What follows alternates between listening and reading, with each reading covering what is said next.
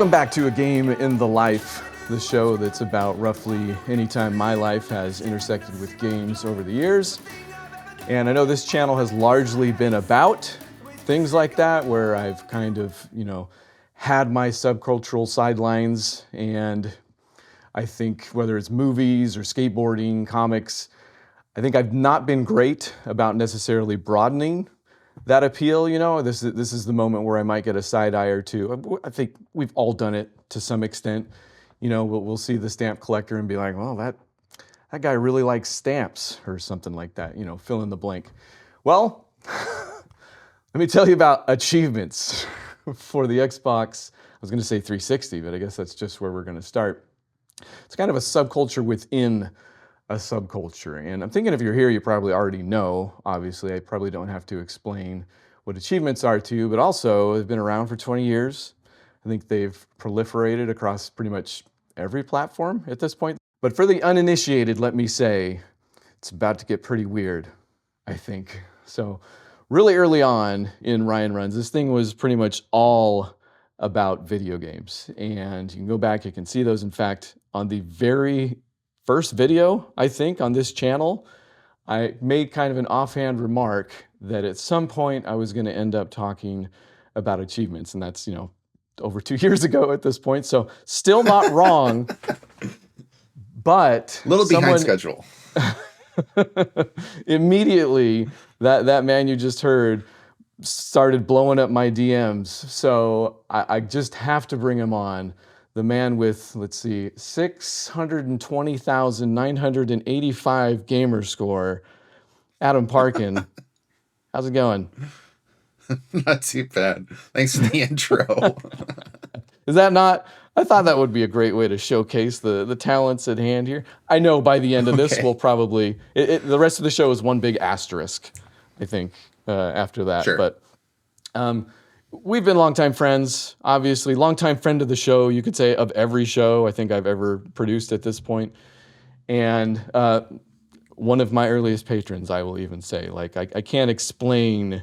If I could put every single one of you into your own episode and say, look how great this person is, you'd be at least second on the list. So, okay, thanks. Look how great this person is, Adam Parkin. Do you remember how we met? Getting right to the point here about yeah. Well, so there was a website way back in the day. I think it was achieve360points.org or something like that was the URL. Yeah, but I think it was a .org. I think I routinely forget that part. But yes. Yeah. Achieve 360. A360p. Right, yes. Yeah. So I think I joined that site late 2006-ish. And at some point, we ran into each other on there, and I think the first time we spoke to each other was in a Gears boosting session. That is correct, my friend. And we'll explain. The rest is history. But yes, probably Gears of War and boosting at some point during this episode. But yes, I hadn't thought that the joining A360p actually came before. Obviously, how else would we have found each other? But yeah, we were both working on the original game, Gears of War, for Xbox 360. I say working on. This is really, I'm already going to start using the lingo. Again, if you're not initiated here, you're going to be like, what? We've already got a few side eyes, let's put it that way. But early on, yes, obviously with Gears of War is where we got our start with, you could probably guess the achievement, again, if you're listening to this. It's just seriously, right? So they didn't call it Seriously 1.0 back then. Just seriously, right? But I wanted to start with maybe a little bit of what you sent me. So when we decided to do the show, or that it would happen, or just fate allowed, knew that it was going to happen long before we did. You sent me a list. It was some kind of prompts and questions. You sent me a list of memories, basically, is what it was. And I already had one, obviously. So I put them together, and since 50% of them were exactly the same, yes, I've ended up with a hybrid that I think will take us through the years, essentially, and through this crazy hobby of ours, hobby within a hobby. So first up on your list, obviously, was how did we get started? And I'm curious, because I had to start plumbing the depths for some of these questions. I'm curious if this is something new. This is 20 years ago, man. This is, you talk about 2006 joining the site. The Xbox 360 came out in 2005, at the end of 2005. So this was like really quickly. I was just barely getting back into gaming. You know, I had purchased a GameCube not too long ago because I grew up with Nintendo, never had any other thing. So an Xbox was also this weird, like, third-party big boy device that I had never experienced before. So yeah, how did you get into achievements just at all? Yeah, it's a good question. So like, I got my Xbox 360 in like June-ish of 2006. And that was the Wow. first console I owned since like the early 90s. I had a Genesis when I was a kid. And then I played PC games for a number of years. I know Oh, you and Matt that's don't believe that, strange. but I get, but despite how many inside jokes there's going to be in this episode, yeah, I guess I know. could Deep explain, cut. yeah, that we teased you for a long time like you didn't play PC games because you Yeah. are the most PC game. In fact, I was going through some of your game list and it's hard to parse at this point. You have so many PC games on there. So we'll get back to that, I'm sure. But Right. Yeah. And anyways, so like achievements, like I got my Xbox 360. The first game I got for it was Call of Duty 2. And like I have this vague memory of like putting the disc in, starting the game up, and going through the tutorial thing. And my first achievement was basic training, like completing that tutorial. And I have this vague memory of some sort of thing popping up on the screen, me going, "Oh well," and then completely forgetting about it. Right, not even giving it a second thought at all. But that was my first achievement. And then huh. like maybe 4 or 5 months later, I started kind of getting that little bit of a hook in me, and then I joined A360p, and then the rest is history. Ah, man, so much history too. I'm trying to. So I have a few pages up here, but the online, because it used to be you could access all this stuff at xbox.com, you know, and they kind of had which achievements you unlocked, which games you played last, Yeah, and it was all in yeah. kind of chronological order. That is basically gone. In fact, I think I found the old Yeah, link to that page and it just says this page is no longer here. So Xbox pretty much just gave up all that to the scraping sites, essentially. A360p, did they do any scraping or was it I don't just, think so. I think yeah, okay, I think it was, all I remember from A360p was the forums. okay, yeah, definitely. That was where we spent most of our time. Yeah, And it was always a jumping the gun here a little bit, but we maybe went over to, and I believe it's still around, X360A here and there. oh In fact, man, I I want to forgot say they about that changed site. their URL too. Yeah. Anyway, but we won't talk about them. Much like we didn't do back Exactly. in the day. It was like they were all jerks. Like they were not Yep. more welcoming at all. So we'd go over there and they would like tear us a new one, and we'd like go back to A360p where everybody was nice for the most part and welcoming. But since basically all those are gone, I'm left with, I mean, A360p went the way of the website Yeah, it died a slow death though. 10 years ago. Yeah, and I feel bad because obviously it was run by maybe a single guy, maybe they had lots of, volunteer mods and stuff like that. In fact, that was Yeah, big if you got, promoted to mod in some way or another, which I never did. I don't know if, did I don't think I you? ever was a mod. Yeah, There's no. one point where they had like a we'll interview one of our members thread, and I got interviewed for one of those. Nice. Yeah. Uh, I did print out all of these. I saved them as PDFs somewhere, and I don't Wow. remember anything like that. So I think I bummed I maybe didn't. Did you capture that? Did you capture your interview No, with Aids? I Okay. didn't. Um, I have no record at all from the A360p days, and of course the site's okay. long gone, and Yeah, so you yeah. can't find it. But Anyway, um, so yeah, in going to, like, we both fell back on true achievements at some point, and that's kind of been our yeah, haunt, I think, ever since. So that'll come up a lot throughout this episode, but they're the only place I can go to see what maybe my first achievement might have been. And looking at it now, that's true. it might have been, and this would make sense because I believe I bought my Xbox 360 after having played a lot of Halo 2. I think they made it backwards compatible to some extent because Halo 2 was an They original did. Xbox. Am I going crazy here? Yep. Okay. Yep. So I played, that's where like I first got into the 360, was going to I say LAN party, but it was only one Xbox and I played with a couple guys, but Yeah. it was not online with them. And I was like, okay, I got to get this thing. So I got it, and there was no way I wasn't going to buy the Tony Hawk game that was out for it. So my first achievement is apparently live in Chicago from Tony Hawk's American Wasteland, which I know isn't like everybody's favorite Tony Hawk, but I like just fine. But I don't have that memory that you have. I don't remember them, unlocking. It was more of a slow, like, I guess I started to understand what they were. Yeah. And then for me, like, to actually answer the question, it was just like a perfect complement to how I had always played games, Yeah, absolutely. Especially by 2006, I could tell you every single game I had never completed, and I started playing with the NES. I could tell you every single game I never completed, why I never completed it. And here's this system that's basically like, well, I mean, for the most part, and we'll talk about the evolution of achievements here pretty soon. If you completed all the achievements, you completed the game. So it was kind of exactly, like, yeah. I was going to complete this game 100% anyways, because that's how I've been gaming since I was 5 But here was a system built for me, right? to do exactly that and share with people. So yeah, and it was quantifiable too. Like, it was numeric, right? Like, a game has 1,000 gamer score, it has X number of achievements up to 50, and you could see how close you were to that final total. And that really spoke to me. I mean, it's an obsessive compulsive dream, right? It is. I remember, and I never got this bad. In fact, there is a question on this agenda that just says, how bad? But I never got so bad that I was like, because there are some people that can't, I mean, I don't know about can't, and we're talking about, gradations here, but yeah, do not want their gamer score to end in anything but an even number. right. And there were some games out there that did, for the most part, they were all, maybe multiples of 5 if they got real crazy. But for the most part, they were even numbers, and 2 multiples of 5, you're going to hit an even anyways. But there was a few out there, and I'm trying to think of the first. I want to say, Plumbing the Depths again. Was it Graw?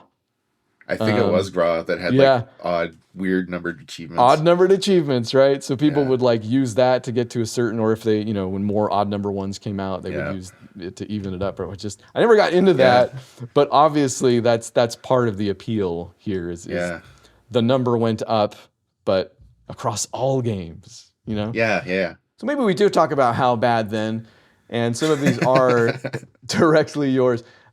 Did you import any games? This was another thing people did. They would buy an Xbox that played games from different regions, which I think, so I haven't mentioned this either. Adam's my brother from Canada here.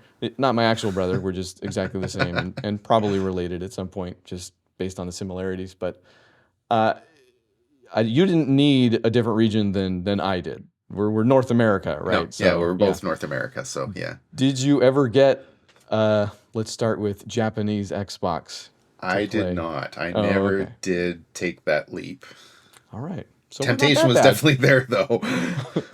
I mean, I did import some games. In fact, pretty late on in my career, I imported Puyo Puyo Tetris because that was the only place you could get it. And I cannot remember, maybe one other, but it was very few and far between. And I imported that game probably more for the Tetris than the achievements. Although, I still got all the achievements. But let's say we weren't that bad. Look at us. Not that being that bad. No. Yeah, possibly. We never played any terrible games just for gamer score. Remember this point in the discussion where we weren't that bad. As we talk about now, quite possibly not playing a game because of the achievements. I still do that. Like, there are still games that I do not play because I'll look at the achievement list. I'm like, there's something on there that I will never be able to finish. Okay, I'm going to pass on this game. What's your screening process? Sorry. No, go ahead. No, the screen press is a good question.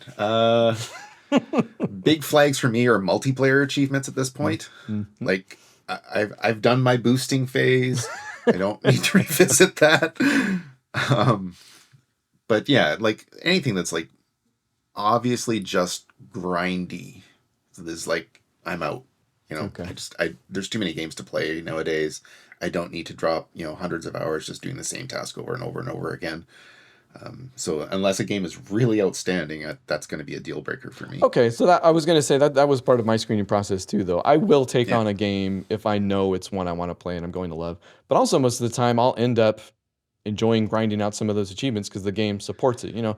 You do this a while and you kind of know what games, we're not playing a lot of Yeah. games, especially as our habits have changed. I don't want to speak for you, and we'll speak more about this, but we become pickier with the games we play, and I've noticed, play a single game for longer. I'm not so much picking up the quick completions really anymore. I'm not playing games just for achievements, hardly at all, I would say now. I say hardly because Yeah.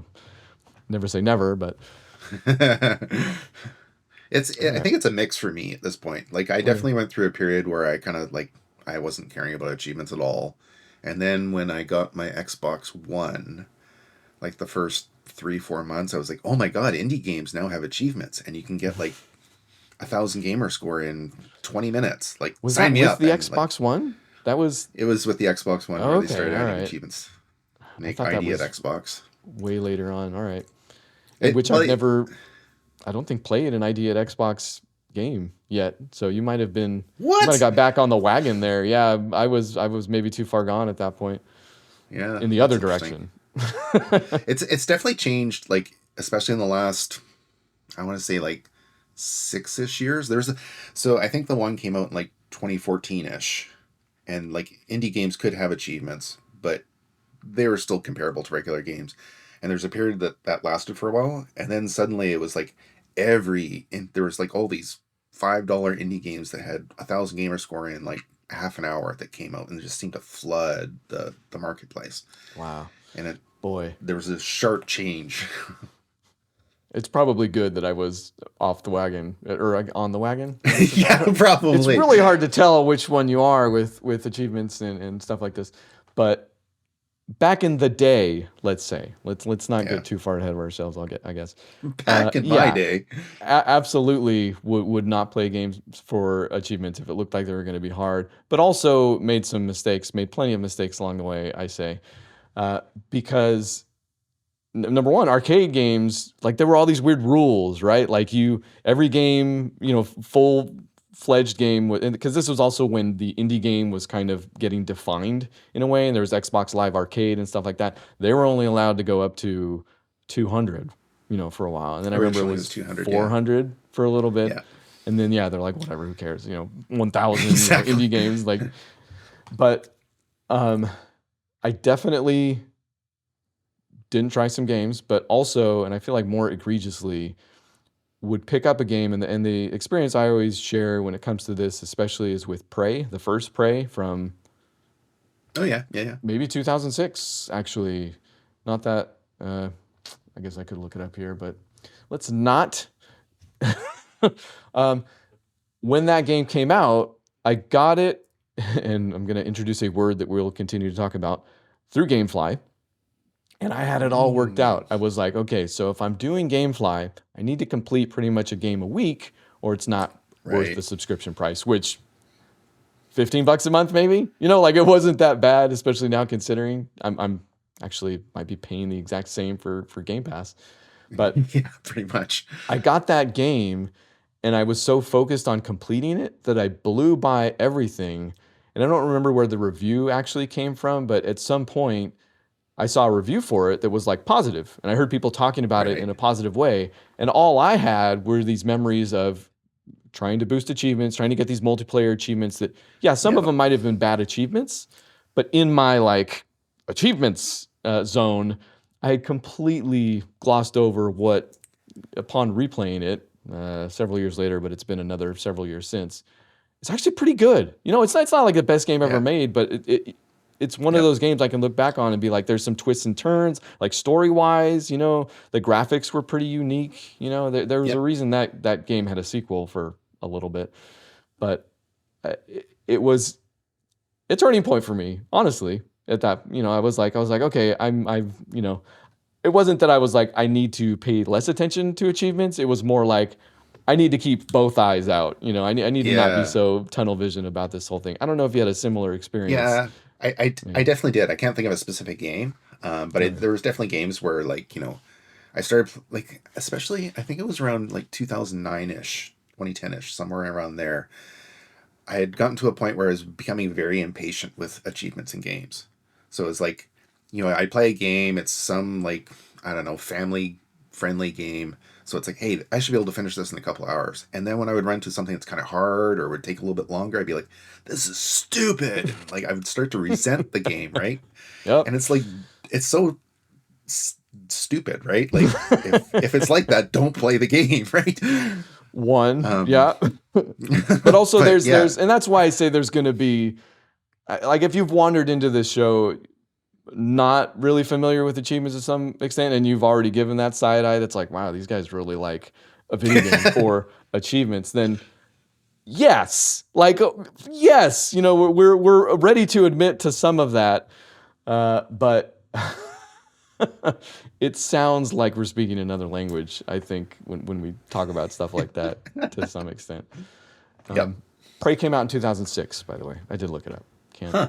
can't help I myself. thought it So was more recent than that, but I know, right? Just the year after. I say the year after. Again, the Xbox 360 was late 2005, so almost within the first year of the Xbox life, this game came out. So that's I guess an indicator of how quickly we latched on to the yeah, program. I was already yeah. game flying games to get these. So let's talk about that maybe a little bit more about GameFly. Did you have straight up GameFly in? So yeah, in Canada there wasn't GameFly. There was a similar Okay. service that was like the whole like you pay a monthly subscription, they send you a game, and you could like swap them back and forth. It was very expensive in Canada. Oh, really? Um, yeah, it was partly because it was like Lots of loons. lots of loons, lots of Did I loonies. did I do that? Loonies. Dang it. So I'll get it. um, Partly because the company, I think it was like a really small shop, and they were based in Montreal, and I'm based on the other side, like the very west coast of Canada. So like the shipping time was brutal. Um, Ah, so like yeah, it never really worked very well for me. But huh. like going to the local Blockbuster, that would became a staple for me for a long Oh, so you time. had blockbusters then. Yeah, and just renting Blockbusters games. are universal, are they, international. are, they Yeah. were universal, They not so were, much yeah. anymore. There's another contingent of people that are like Blockwhatsters right now. Yeah, exactly. No, they were game or video rental stores that obviously had taken on games, and they Yeah. actually had they either had a mail-in program or they had like a monthly subscription thing too at some point. Oh, interesting. I Yeah, don't I'm remember trying to that. remember. I think I did that for a while also because they tried to price cut GameFly for a little bit. But Ah. so you never had the math down so tight that you were like maximizing your spend there necessarily. It was I just I another.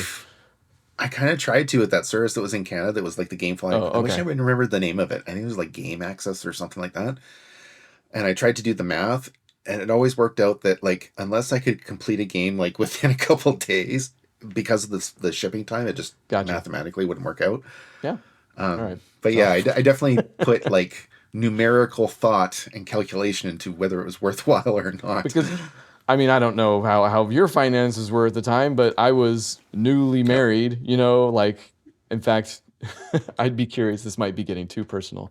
I'd be curious when the talk with your wife happened about you know what? I'll just tell you when mine did.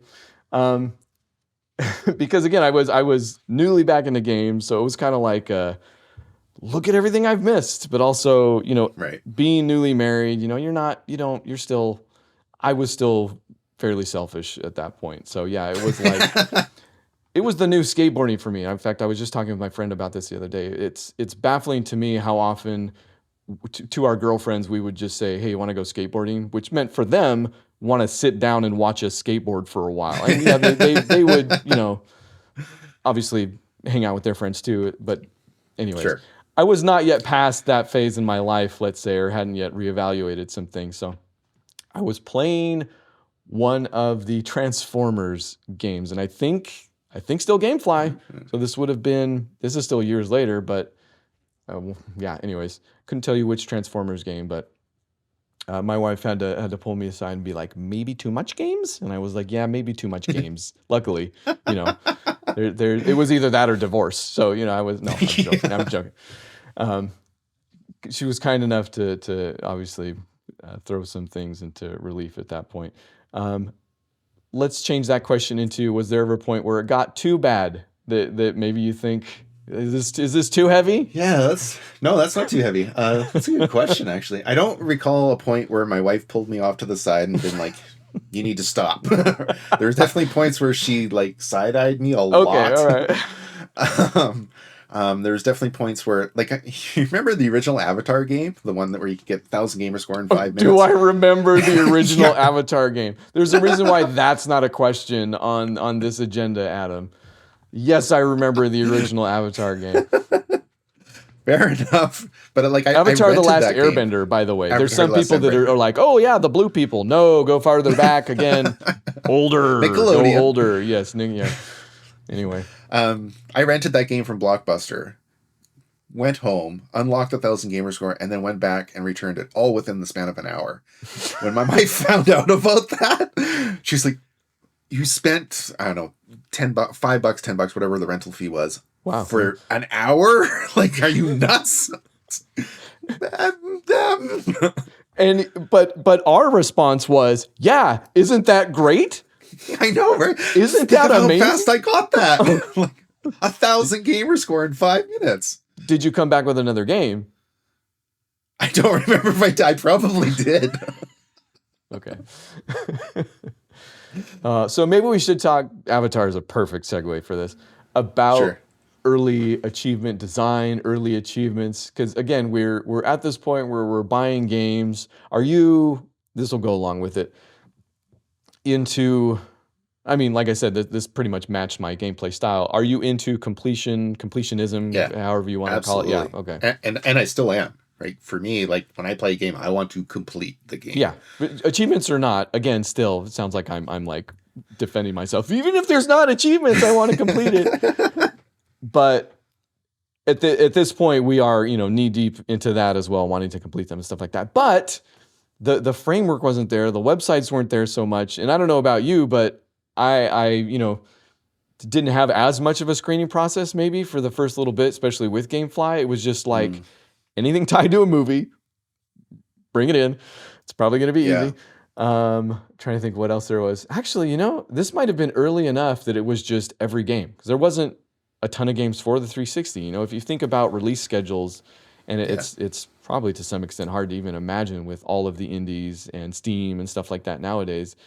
If you're focused on the console, it's a little bit easier. But there wasn't a lot. So, this was back in the day where it was just basically playing every game for the Xbox 360 to get the achievements. And that's how some things like Quake happened. I know 4. Quake 4, you're right. I'm sorry. Not Quake 2. Is there any other Quakes for the 360? Quake Arena Arcade.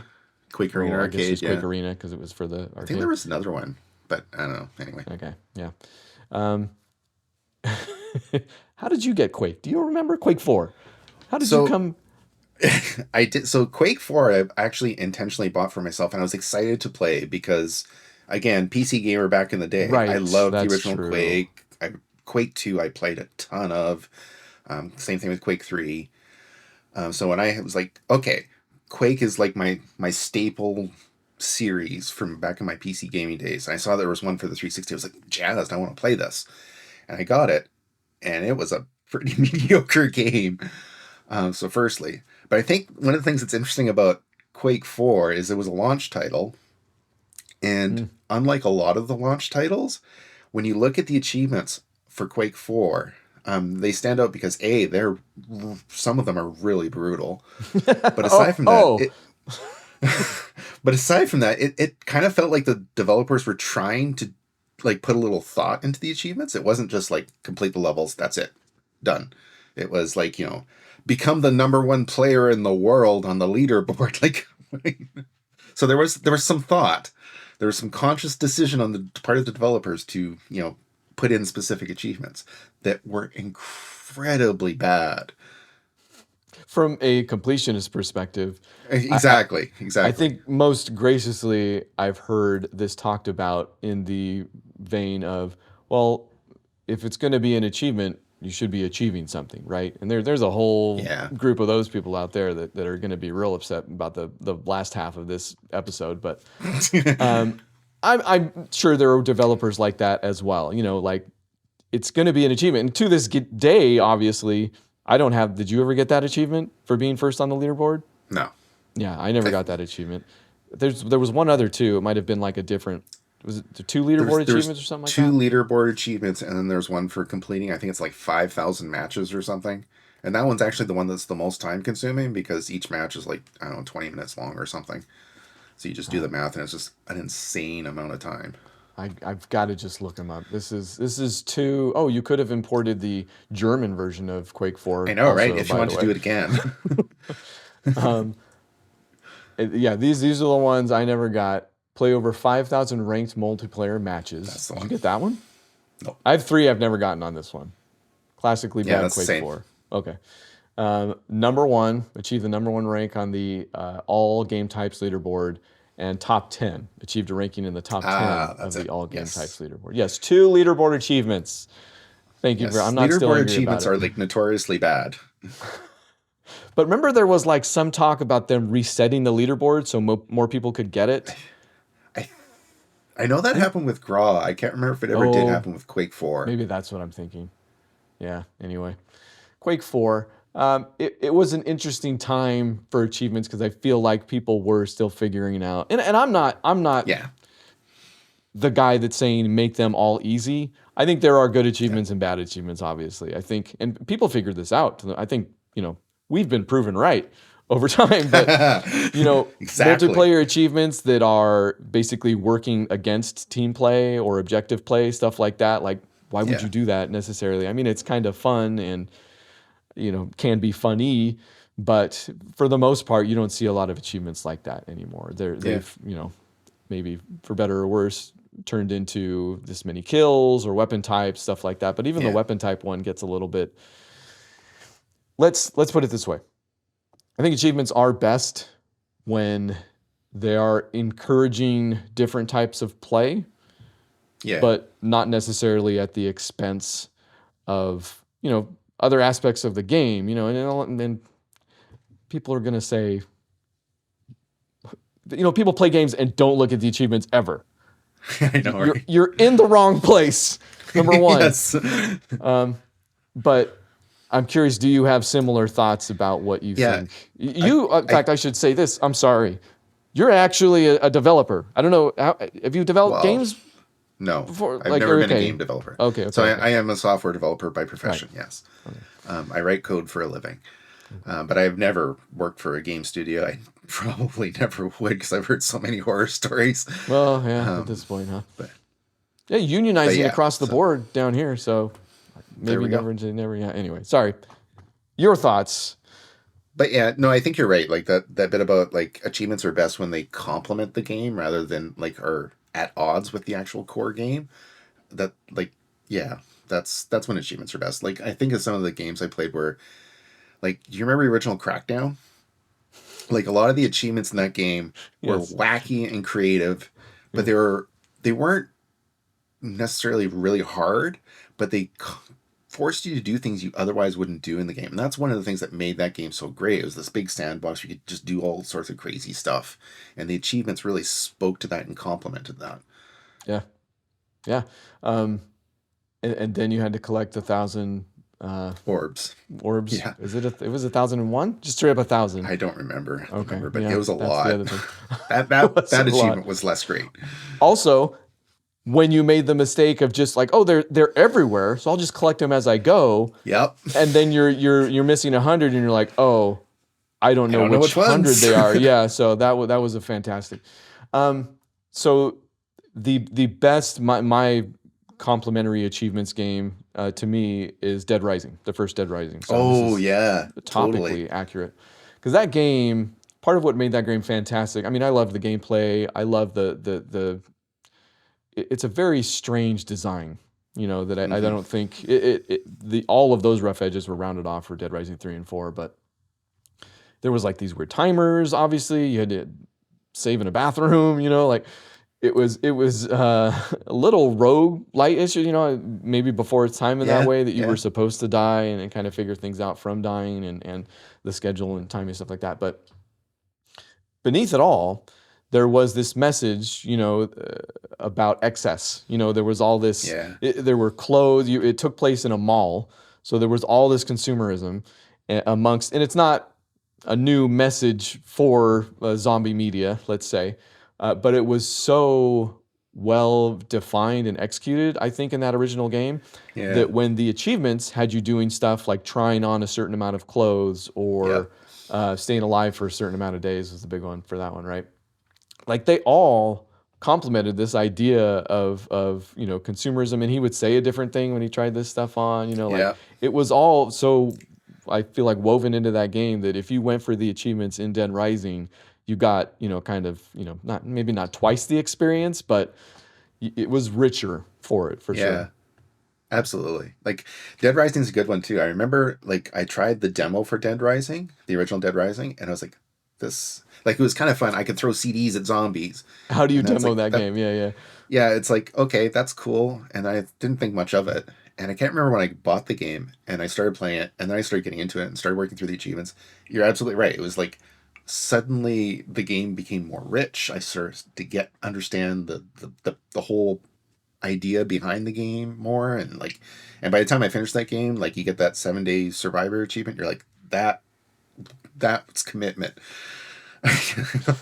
Which, by the way, we should talk about that all on its own. Let's see if I can remember the 7-day survivor achievement. You have to survive in game for 7 days, Yep. But but you that can't takes save. you can't save. Like it's all one shot, one life.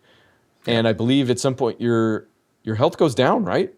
Yeah. Your health It starts to decreases. deteriorate over time. Yeah, it starts Yeah. to deteriorate because you need to eat because you Yeah. become hungry. But Yeah.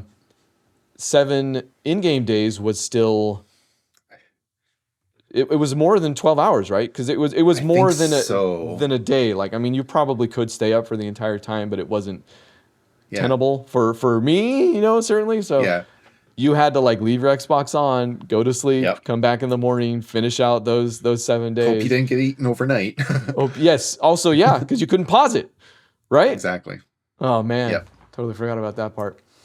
Yeah. One of the big ones that's right up Yeah, there with that was Bladder a of great game. Steel. We just hopped Oh, from one to the other here. yeah, that was Rock Band 2, right? That's a good question. I couldn't tell you. I think it was Let's Rock Band 2. And that was see like if I the can. endless set list without pausing.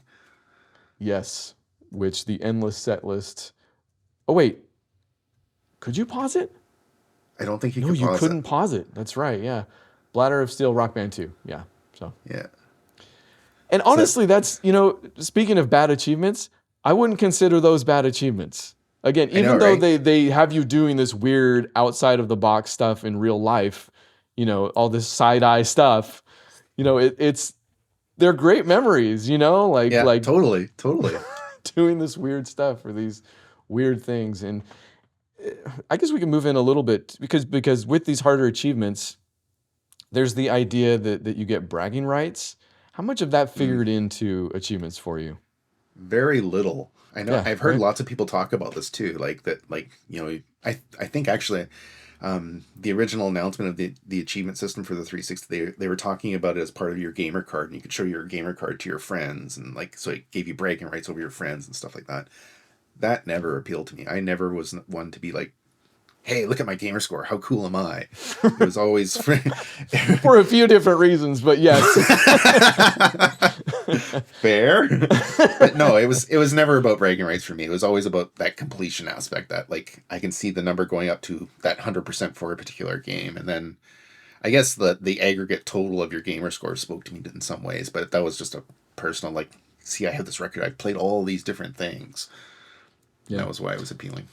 Yeah, same. I mean, we've had some polite razzing in between ourselves, Sure, sure. and I think at one point you had a goal to beat, which oh, I should mention, my actual achievement score at this point is 466,329. So I think you set a goal to beat my score at some point, And now Yeah. that sounds ridiculous because you're several hundred thousand ahead of me, but Well, it's kind of interesting, right? Because there was a point. So I don't know if you remember this, but we hit 200,000 gamer score at the same moment. We beat Gears of War 2, or 3. it 3. always comes back I to can't Gears of remember. War.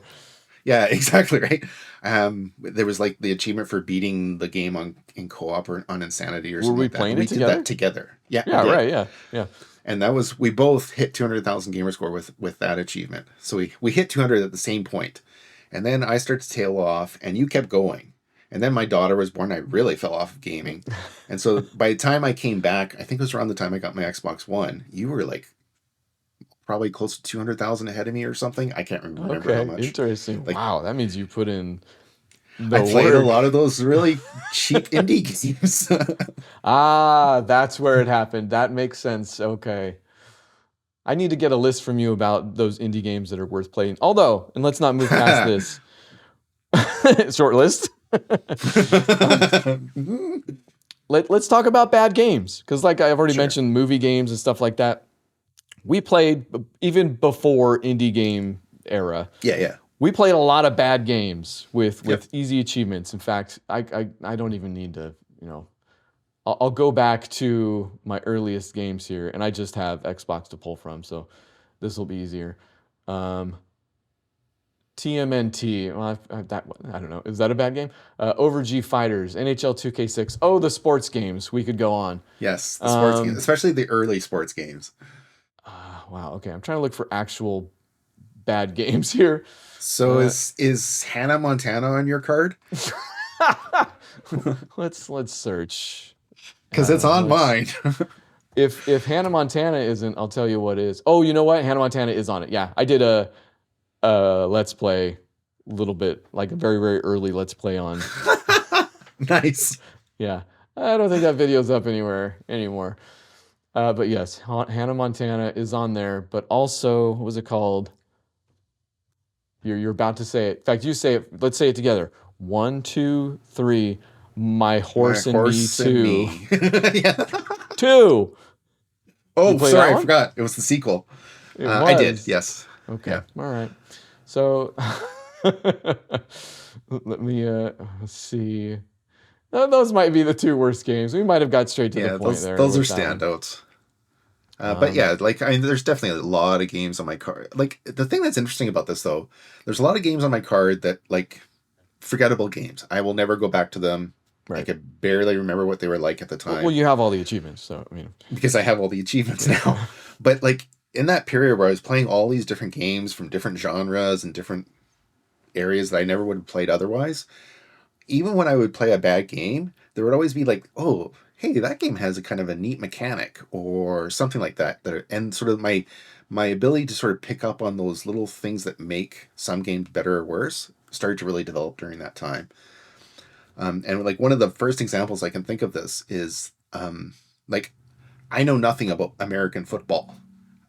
Like this is literally zero. I could barely tell you anything about Canadian football.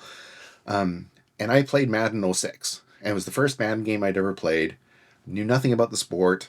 Knew nothing about these games. I put it in. And as I'm playing it, I'm like, oh, I could see how people could lose themselves in all the strategy and the different plays and the all this sort of stuff. And it gave me this appreciation, not only for the Madden games, but also for this sport that actually is like a huge sport across the world. And I never would have had that experience without achievements. I never would have even looked at that game. Yeah, absolute same. In fact, I would say all I know about, I mean, I probably had a different experience growing up in the States, with American football, but certainly the beginnings and continuing knowledge that I have about that game was from Madden 94 and 96, but yeah, playing the actual sports games too. I didn't,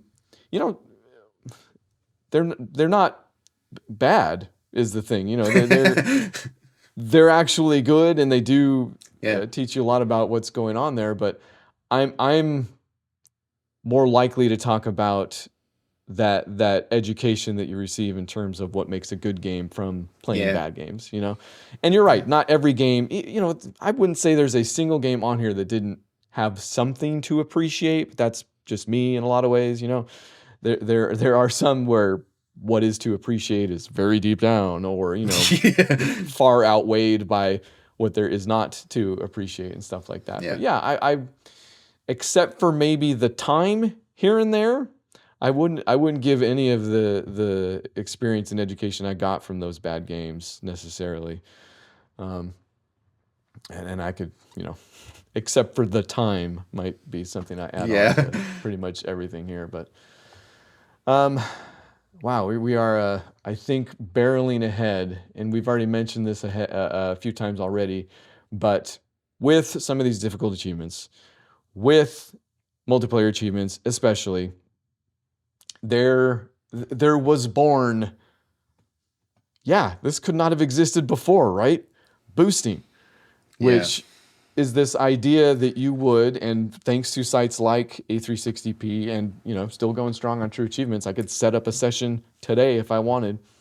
Yep. I could join a session today if I wanted. That's what we're doing after this, is we're going to play some Gears of War, right? Because I still don't have Seriously 1.0. Oh, I never shared the end of that story, did I? So I think I've told you this, but I probably have never really emphasized it. There are ways to obtain achievements illegally. Yeah, this is where the how bad comes into play. Yeah, to some extent. Even and we can carry on this conversation when it comes to boosting, but sure. Even in the hacking of Xboxes to give yourself gamer score, it's kind of the lowest of the low when in this circle, in this sphere that we're talking about. But even in doing that, like I can't, I'm not hating on anybody. Totally. I did in the A360P forums plenty of times, but it was always hypocritically, because I did, in fact, there was the first way, I think, to glitch achievements, and one of the most popular ways was the second profile glitch, where if I remember correctly, you logged in, which this is weird. This means I must have got a hold of a profile that had the achievement at some point. So somebody loaned me their profile, Wow. And you would log in as that person, and then somewhere in the login process, if you logged in yours, probably while it was, doing some sort of, syncing or something. Yeah, syncing with the game, in your save progress. It would think that you were the guy with the achievement already and just pop that achievement for you right away. So I did that for Seriously on the original Gears, which is why I stopped showing up for those boosting sessions at some point. But that is the only achievement I've ever glitched. So it's not too late to atone for your sins. You can still do it legitimately with You have Seriously 3.0, don't you? I do. Yeah. See, I could never atone. So if you'll remember, Seriously 2.0 counted campaign kills, which was a brilliant addition. And then Seriously 3.0 was like, what if we made it like physically impossible for you to not spend your life getting this thing?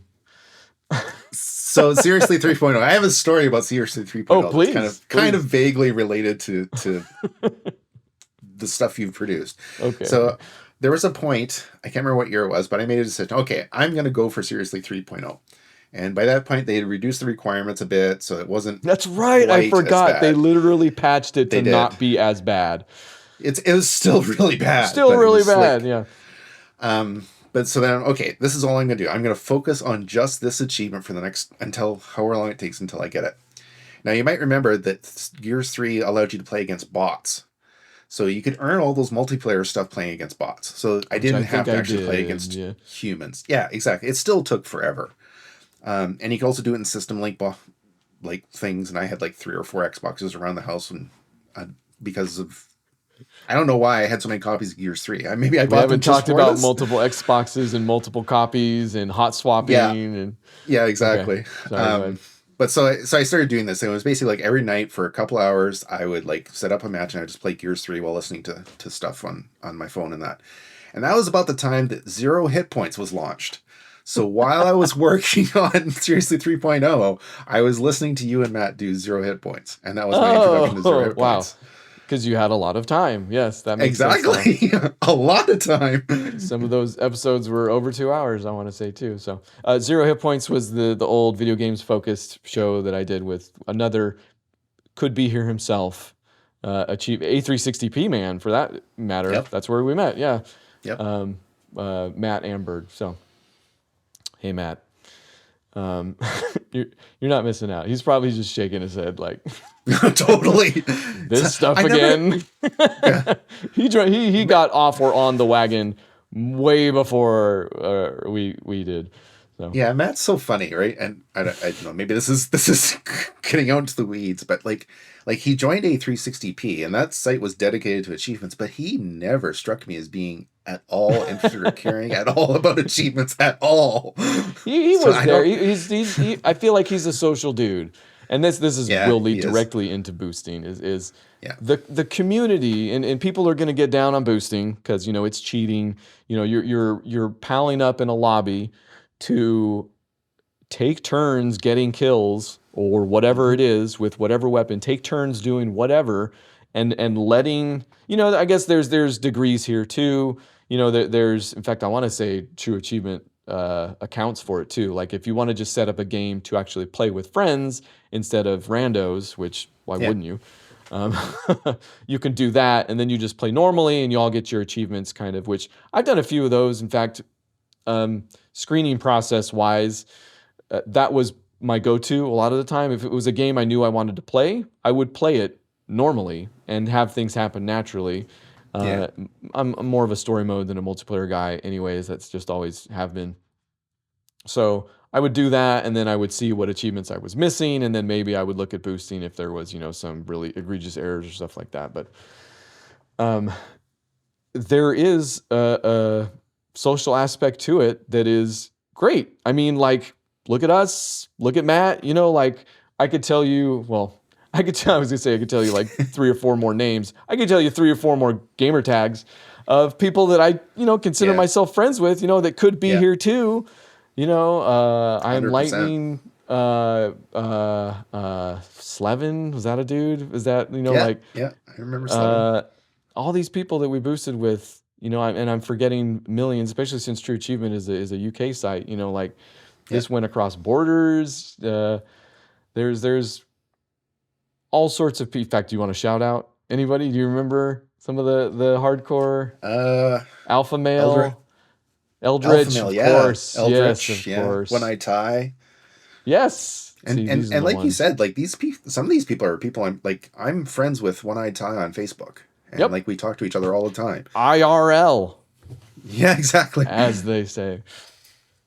But it all came about from sitting in a room, letting each other, because what did we do while we were doing that? We just talked, about whatever. Yeah, exactly. It was, those are great memories. For all the time that took, there is much that I wouldn't trade there as well. So if you're so defensive still after all this time, if you're still up in arms about boosting, I mean, the big joke is it's become less of a going concern for us, just period. Like I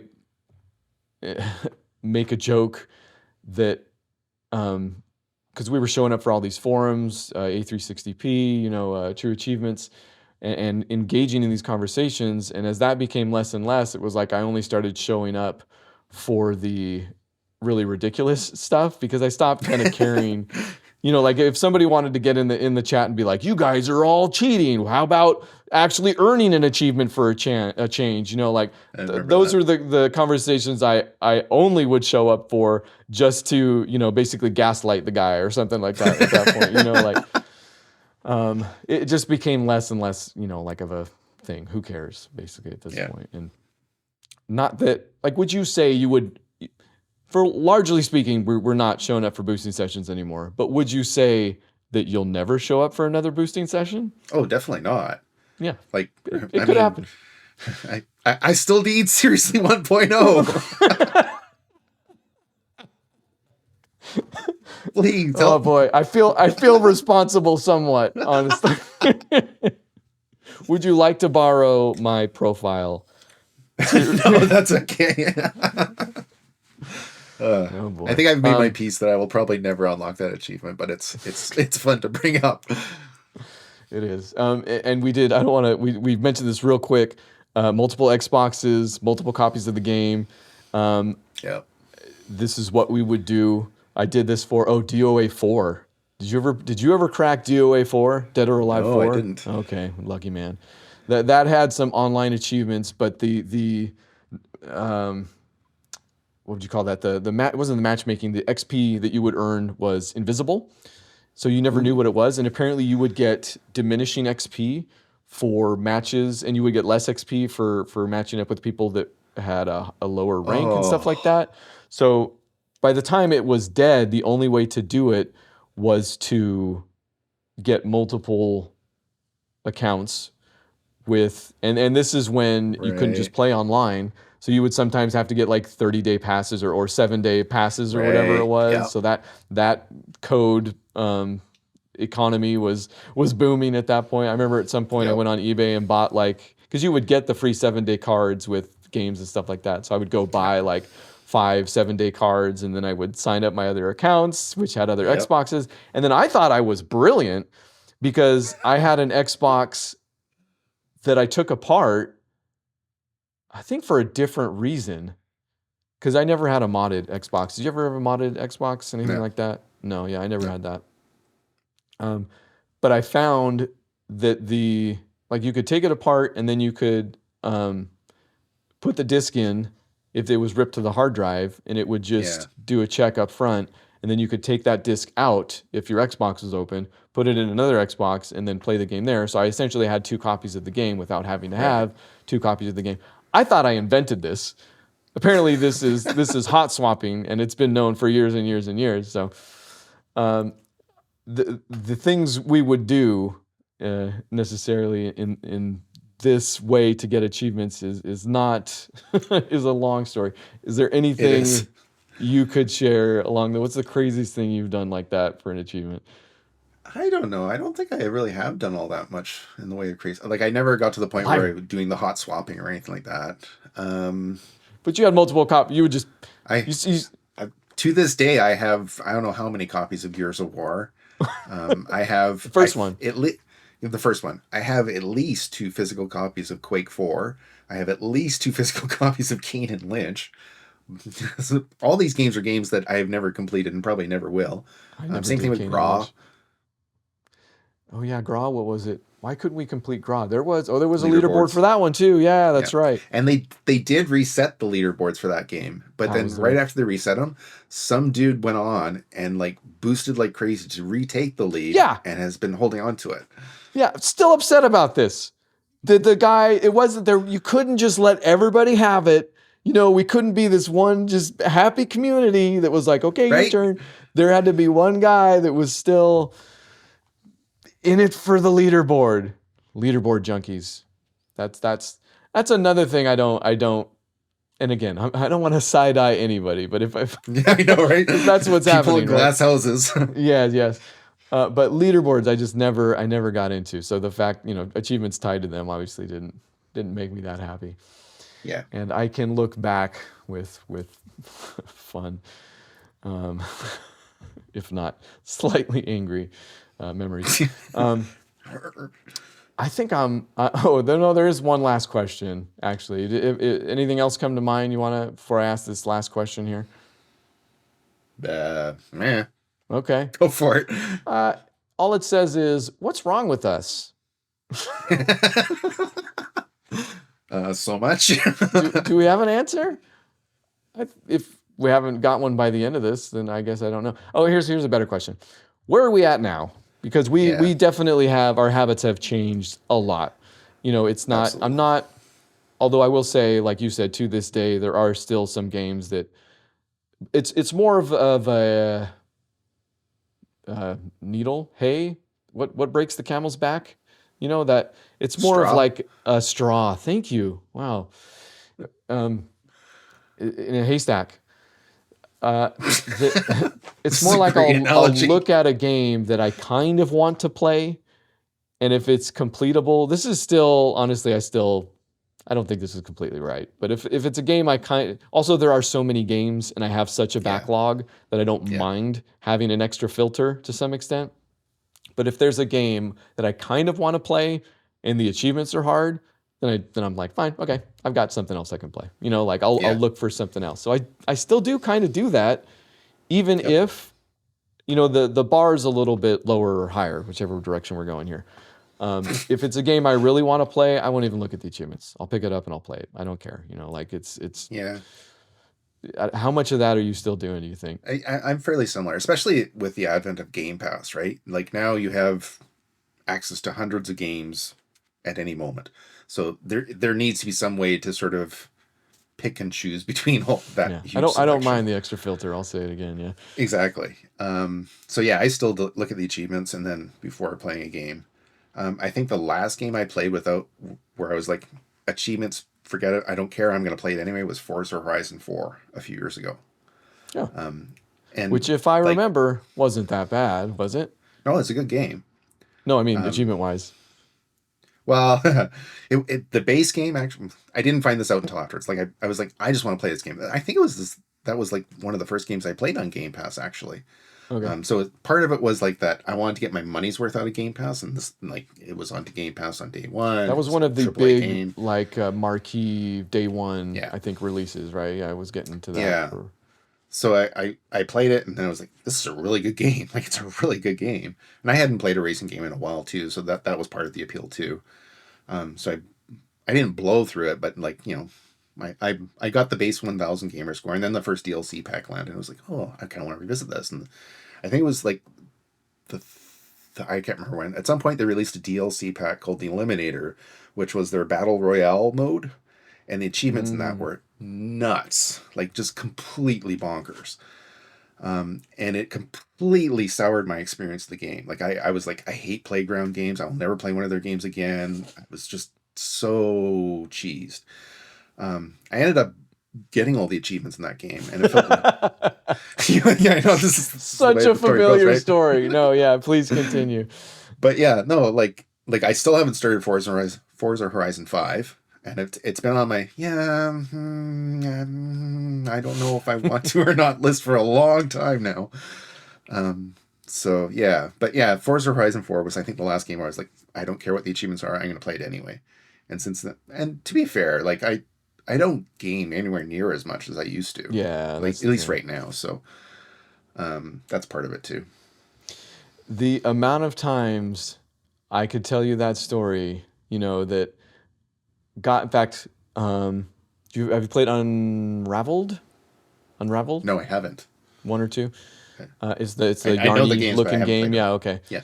First one, wonderful, beautiful. It has one of my pet peeves with achievements or just kind of any requirements is the no death stuff, where it's kind of like run this level perfectly for an achievement, which is certainly an achievement, but I don't know that I don't like that.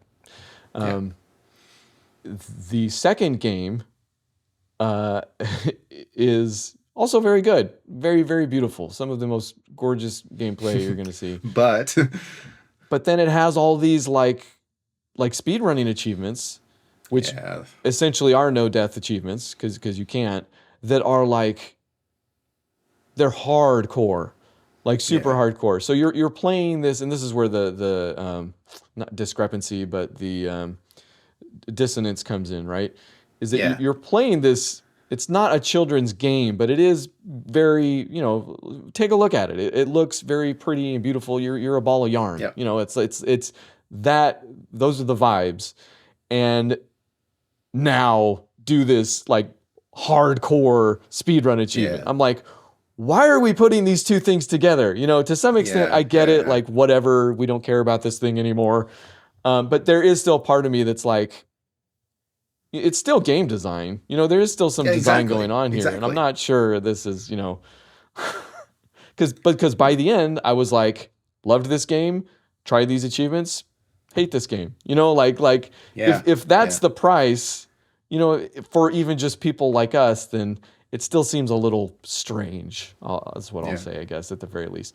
But did I get all of them? Yes, I did, Adam. That's how this story also ends. I hate this game. I hate these achievements. I got them all.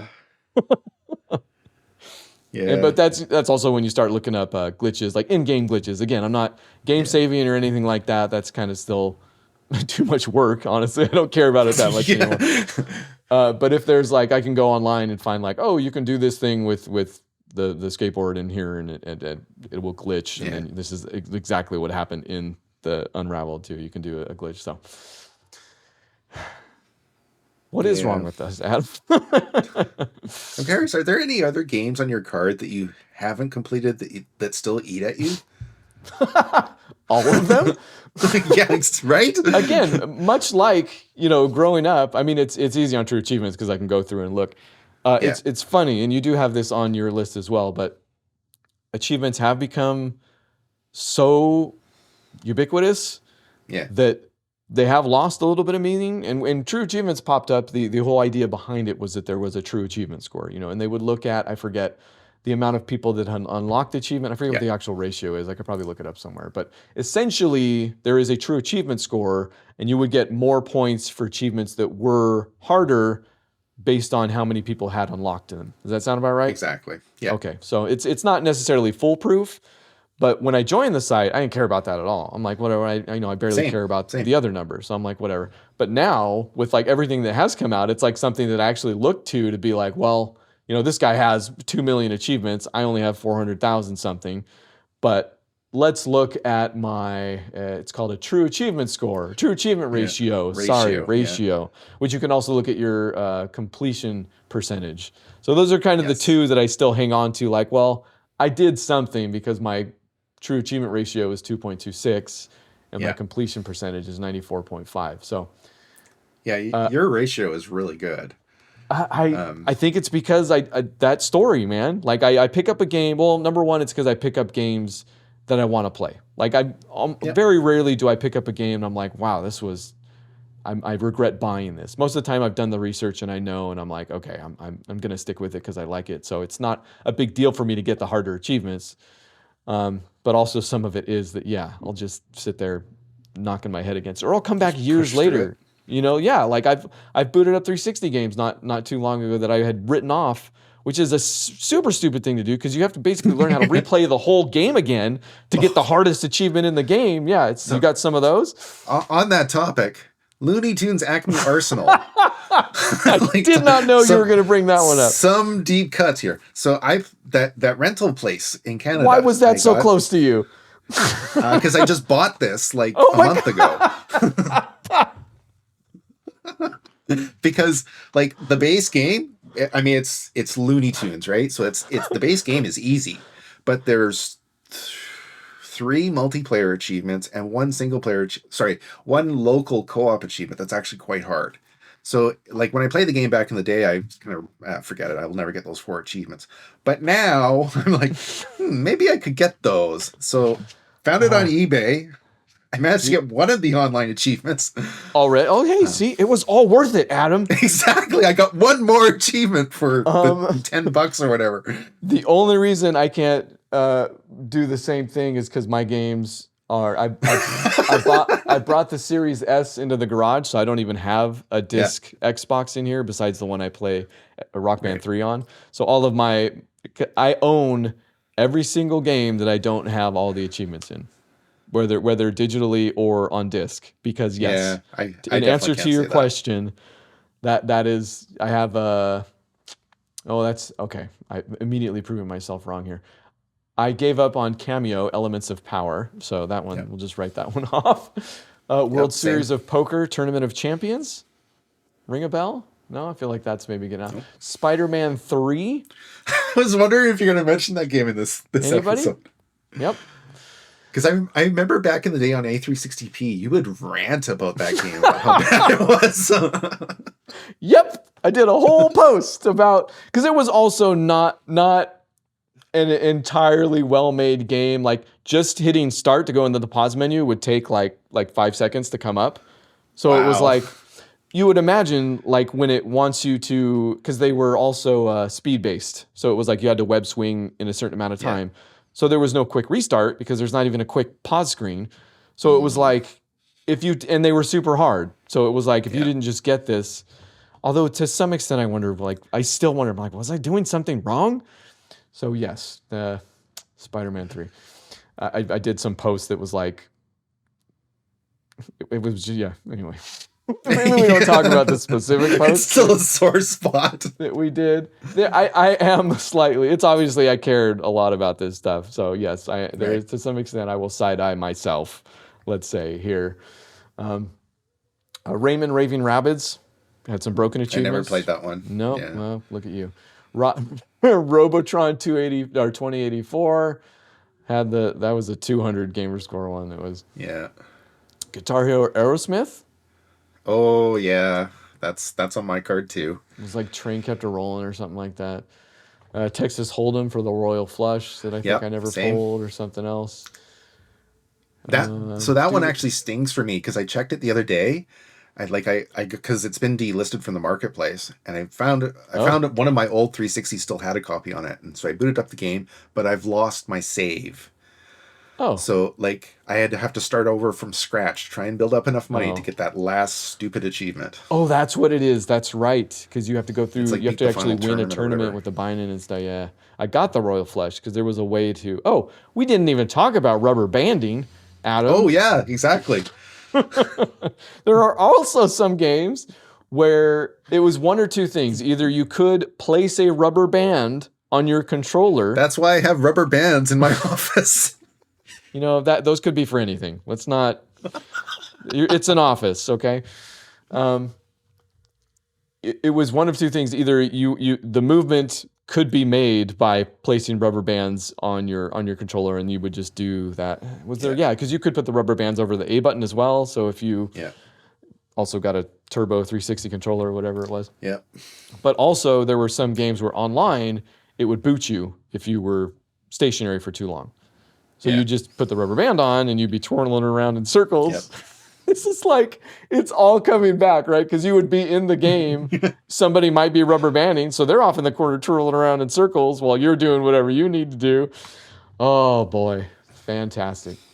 So fun fact, if you ever play it, Lego 2K Drive, the Lego game that looks like Forza Horizon, have not yet, has an achievement that's kind of like that. You have to drive like, I don't know, so many miles, and so it's like classic. You have to rubber band your controller down and just let your controller sit and walk away. When will people learn? We're ready for you.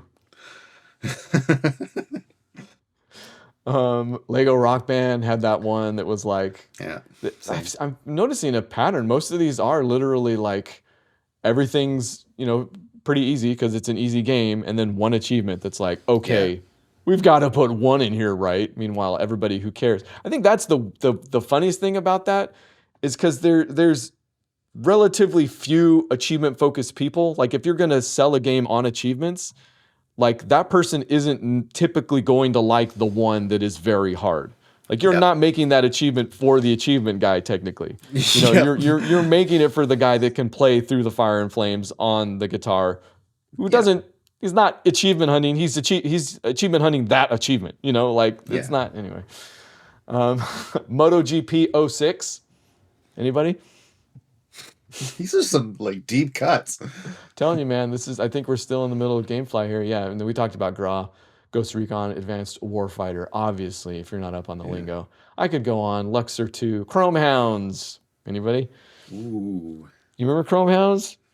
I remember. I never played it, but I remember. Ahead of its time. I want to say it might have been FromSoft even.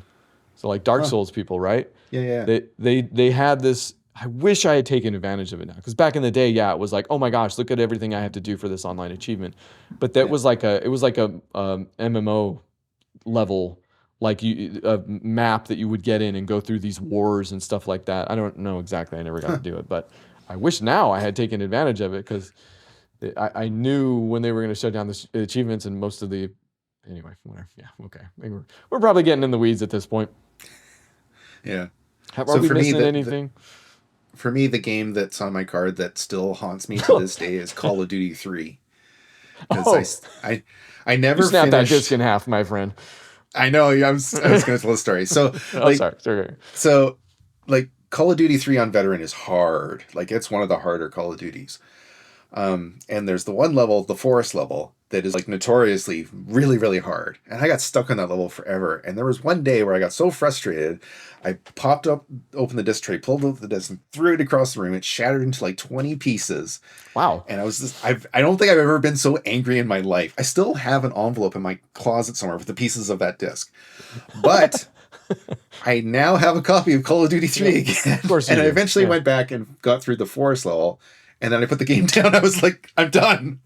So maybe some point I will actually finish that campaign, but I'm still not done it yet. So a lot of these, though, are kind of pre-YouTube. Like when we got stuck on a game like that, it wasn't like we could just go and look up how, because now it's funny, playing Call of Duty 4 Remastered, I got stuck in the exact same freaking place on the Ferris wheel level.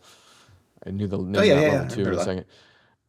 It's the exact same place, but now I just went on YouTube and it's like, oh, go do this and this, and sure enough did that, and it's fine.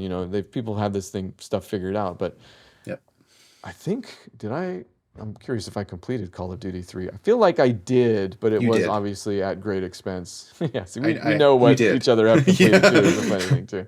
Well, you would know specifically for that one as well. Call of Duty 3. Call of Duty, we could do its own maybe special achievement show on, because this is back when it was like a 2-studio system. So Infinity Ward wouldn't do multiplayer achievements, Yeah, that was the other thing about Call of Duty 3. I think it was the first Call of Duty game with multiplayer achievements. Yep.